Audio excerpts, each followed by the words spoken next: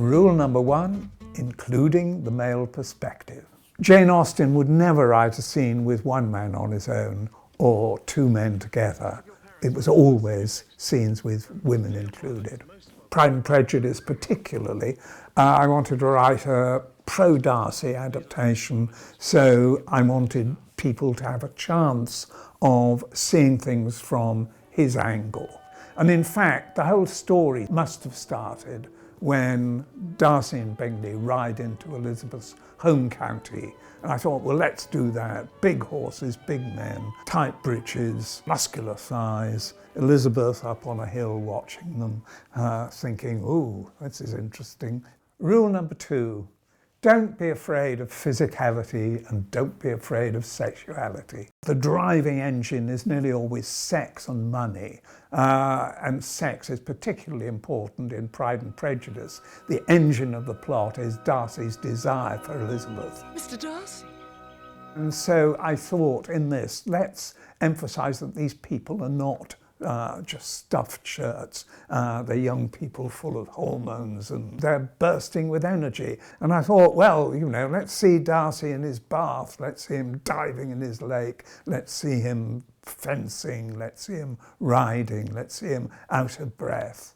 Rule number 3, don't be afraid to add in scenes. There are seductions in Jane Austen. There are a lot of chaps taking advantage of underage girls in Jane Austen. Why don't we hear more about it? In Sense and Sensibility, Willoughby is cynically seducing this 15-year-old girl. And so I thought, let's start with that, so that when we meet him again, the audience are going to think, oh my God, he's a baddie, don't go there. But in fact, we took the decision in the end that it's perhaps best for the audience to find out as Marianne finds out, not immediately. Let's fall in love with him first.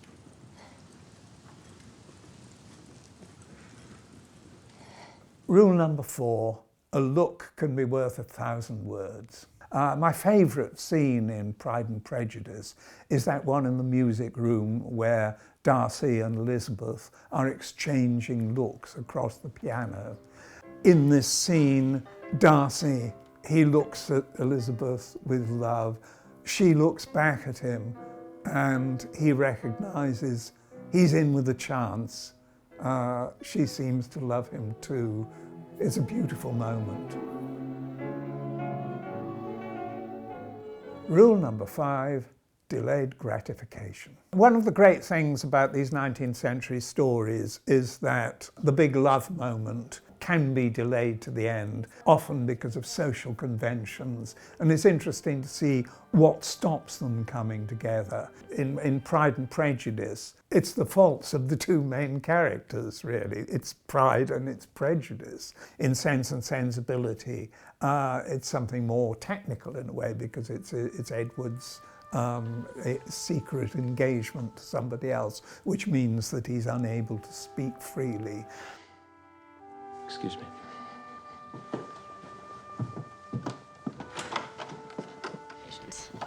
Right, Bea, sit yourself down. Hey, Bridge.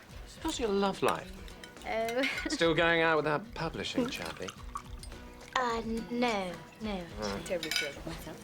When I got asked to join the great team of scriptwriters on Bridget Jones, my contribution was really to say that this story has got to be more of a romantic comedy. It's got to be more like Pride and Prejudice, and Mark Darcy has got to be more like Mr. Darcy. There's a moment in there where he says that he likes her very much, just as she is.